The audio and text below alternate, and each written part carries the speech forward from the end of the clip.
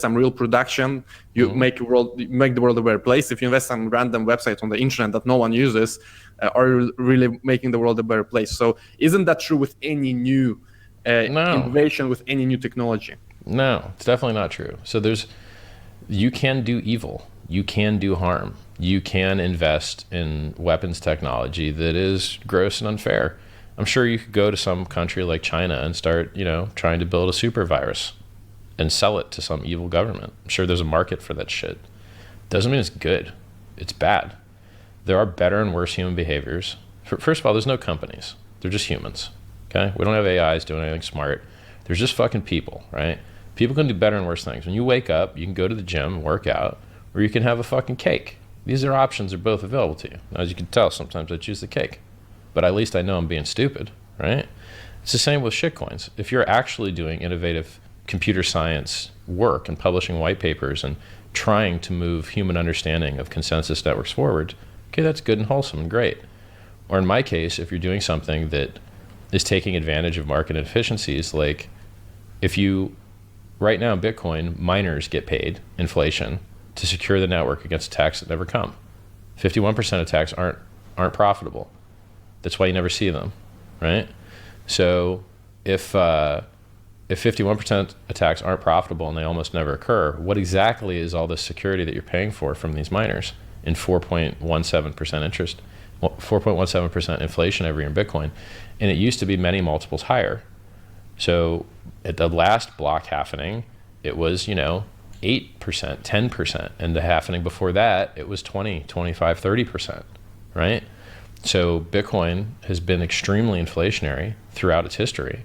And new coins are beyond inflationary. I mean, the inflation from block 1 to block 2 is 100%, right? So,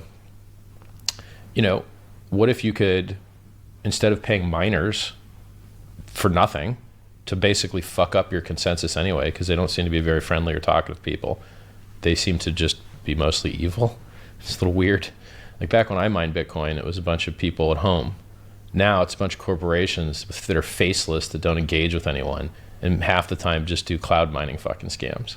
It's gross. Like I'm not happy with most miners, at least in the Bitcoin ecosystem. So you think the entire proof of work model is flawed then? Because the idea is that you spend energy, that you have skin in the game, and you want to get block reward, and therefore you are honest. So are you saying that the whole proof of work system is they're overpaid? Flawed? No, it's good. They're just overpaid, right? So the amount of security that they provide, they're over rewarded for it because attacks are so few. And you can say, oh, well, the reason attacks are so few is because we got so much hash rate. Nah, I think it's because there's no easy way to cash out, right? Like one guy double spent Bitcoin Gold against Poloniex, I think, for like 50 million maybe, or 10 million maybe. And that's it. Like there's no other big exchange, 51% hackeronies going on, but there could be, but there's not. So my position is we were talking about the ethics of building something good versus building bullshit. I'm happy with the coin that I'm building because we can pay. Is it in proof of work? It's more reliable. It's more trustworthy. It's infinitely more wasteful. And anyone can join the project, right? So if you want to buy a new miner machine or put together a team of engineers and wait a year or two for tape out and have your own mining machines that you built, you have that option available to you. But if you try and do that in proof of stake, you've got to beg people to sell you their stake. So in a permission network and a proof of stake network, people don't have to sell you their stake. And you may never be able to participate in the network. So they're not as trustless. They're not as censorship resistant. They may not even work, right? And but if you're never attacked, everything works. According to me, everything that is not proof of work is not really a blockchain. I mean, you need to have cryptographic links between blocks for this to be a blockchain in the traditional definition of blockchain. And when you have proof of stake, you don't really have that link. I mean, yes, you have people staking, but it's not physical. It's not that you've spent electricity to find this hash that links your blocks together. And in that sense, it's going to be very interesting to see what Ethereum does. I think it's a great experiment, maybe the biggest experiment in the whole blockchain space, being such a huge project, doing such a big change to their ecosystem, and also having all of the infrastructure and all of the dApps running on it. So that is going to be interesting to see. But in your view, you yourself are basing your project on top of Ethereum. Yeah. So what is your view? Do you want them to change to proof of stake? Do you want them to stay on proof of work because it's more secure? How do you see the underlying consensus of Ethereum? Believe it or not, I don't think it matters that much. So your security is only as valuable as the attacks that it stops or prevents. If no one is attacking this stuff anyway, it doesn't matter what your security model is. If no one ever tries to break into your house, it doesn't matter whether you lock your door or not. Right. Now you're back. Yeah. So you just said as long as no one attacks you, it doesn't matter. Yeah, like if no one ever tries to break in your house, you don't have to lock your door. Locking your door is a waste of time.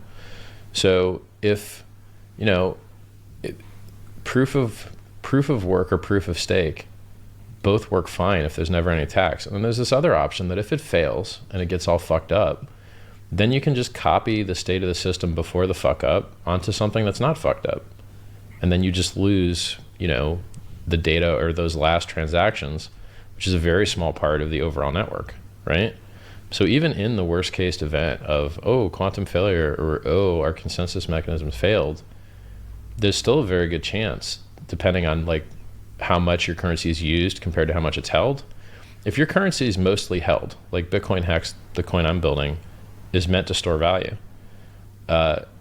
If not that much transaction volume is happening at the edge, if the majority of the economic mass is just being held, then you could rotate to any consensus network that worked, and it would be fine. Like the stuff's robust in that, like, when's the last time you've heard of Dogecoin, which is a fork of Bitcoin from very old software that never got upgraded, ever, and works fine, right? Or old this stuff works really well. It doesn't get attacked very often. That's not my biggest concern. When have you seen a nation state attack a crypto? Never. When have you seen a concerted actual effort to kill a crypto? Almost never, right? Even Bitcoin Cash was just attacked by Bitcoin SV.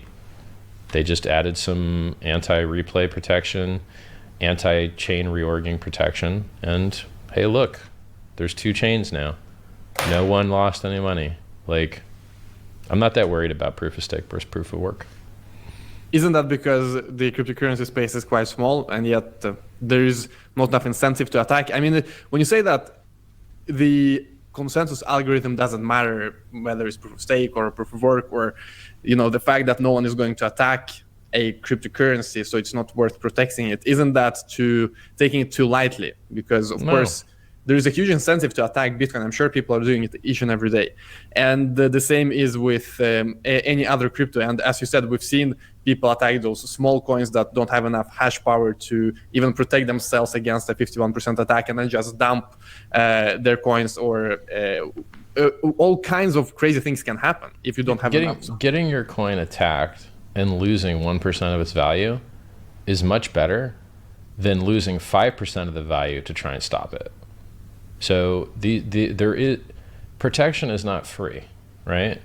So if it cost you $100 to lock a safe that contained a $20 bill, you'd be very stupid to lock the safe, right? You'd be better off risking losing the 20, because it's probabilistic that you might lose the 20, but it's guaranteed that you lose the 100 because it's just upfront cost, right? It's probabilistic that someone 51% attacks you. Maybe they will, maybe they won't. I mean, let me put it to you this way. If you wanted to attack a crypto, we just had an inflation bug that could have destroyed, a lot. No one found it. Took a long time to find. Random dude just like, hey, look guys, there's a problem here that could destroy the whole thing. Oh, oops. That seems like a much cheaper attack. Seems much cheaper to hire some smart devs to find bugs than to buy a bunch of hash rate. So like if you're worried about preventing attacks, we need more developers reviewing code. We don't need more fucking hash rate. Hash rate's not the problem. Hash rate's not the attack vector. Hash rate's not where the problems are coming from. Right now, if you care about the price, the problem's coming from no one using this shit. That's an attack. But I see it as 2 different attack vectors. So one vector is, as you mentioned, the bugs. If there is a bug, someone can attack and exploit the code. Another attack vector is when the software is functioning fine, everything is working as it should, but the infrastructure is just not architectured in a smart way. So this attack vector is, for example, with the consensus, that someone could hack the consensus algorithm by, for example, having 51% of the hash power. So, but that only works for a very small period of time. You can only do your 51% attack once, and then everyone requires more confirmations, and then you don't have enough hash rate anymore. Or they switch the proof of work, and you don't have any fucking hash rate anymore. Like, you only get to do your stupid 51% attack once, and then it doesn't work anymore. So like, it doesn't, if what you were saying was true, and that hash rate mattered, and on-chain security mattered, then why the fuck are weak and stupid and shitty coins doing fine? Why isn't Dogecoin, which hasn't been patched in forever, have problems? Why does it work just fine? Well, because the consensus is strong enough. I mean, the original version of Bitcoin, if you look past those few bugs with, for example, the inflation bug, which was a huge and very serious bug in the code, but it wasn't a bug in the consensus. So my point is that the original version of the consensus works fine. So that is why you see Dogecoin still functioning, as long as you patch every critical bug in the source code that was not intended. But I'm not even sure they do the critical patches, truthfully. Like, I'm not even sure they bother. So like, yeah, my point is, like, if count up all the money that's been lost to whatever type of threat vector you're concerned with, and then count out how much money was lost to the electric company to pay for mining machines, you'll find it's a very shitty deal. You'd be much better off having the occasional hack than destroying the fucking environment to prevent it. Like, this stuff just doesn't get attacked, or shit coins with low hash rate would be fucking destroyed. Like, Bitcoin Cash would be destroyed, right? It has 6% the hash Bitcoin. Anyone could just flip their relatively medium-sized pool off Bitcoin onto Bitcoin Cash and 51% attack it all fucking day long, but there's no money in it. And whether it goes from 6% to 9% or 6% to 3%, there's still no fucking money in it. So it doesn't matter. Like, if this stuff mattered, those little coins would get attacked more. They never get attacked. Bitcoin Gold, and that's the only one I can think of. Can you think of any other coin that's been 51% attacked in an exchange where someone made money? Bitcoin Gold's the only one I can think of. But it's not about necessarily making money. It's for example, it could be about just destroying a cryptocurrency. For example, destroying trust in a cryptocurrency. If you can, it's only profitable if you can short it. But it's not. You it's can't not short about most profit. of this shit. What if it's not about profit? What is it all about? Just destroying the cryptocurrency you want to target, such as Bitcoin, which might become more and more important for different interests to do. You look at nation states, you look at other people that do not like the crypto revolution we're seeing. It's not about profit necessarily. It could be just, hey, let's censor all transactions. Yep. Let's not let anyone do any transactions and lose trust in this. Yep. So I'll assume everything you just said is the case, and I'll tell you how that will work out. The government already attacks things it doesn't like, and it never buys hash rate to do it. Okay? So tell me what's cheaper if you want to shut down the utility of a cryptocurrency. Is it cheaper to go to TSMC and say, hey, we want to buy a couple $100 million of mining equipment, please hook us up and design it well so it doesn't suck balls, and then we'll go 51% attack this thing, which probably isn't even actually legal, and who knows what division of the government would be even in charge of it. Or we could just write a little law that says you're not allowed to run Bitcoin nodes. And if you run a Bitcoin node, you go to jail for 3 years. And then you tell the ISPs, hey, if anyone's running Bitcoin nodes, let us know. And then when they see a node pop up, they look at the little IP go and they go, oh, that's in America. And they get in their little car, woo, woo, woo, and they fucking drive to your node and knock on your door and they go, hey, 3 years jail, buddy, get in the car. And there wouldn't be no more fucking Bitcoin nodes in America, right? Yeah, but Bitcoin is global, and implementing something like you just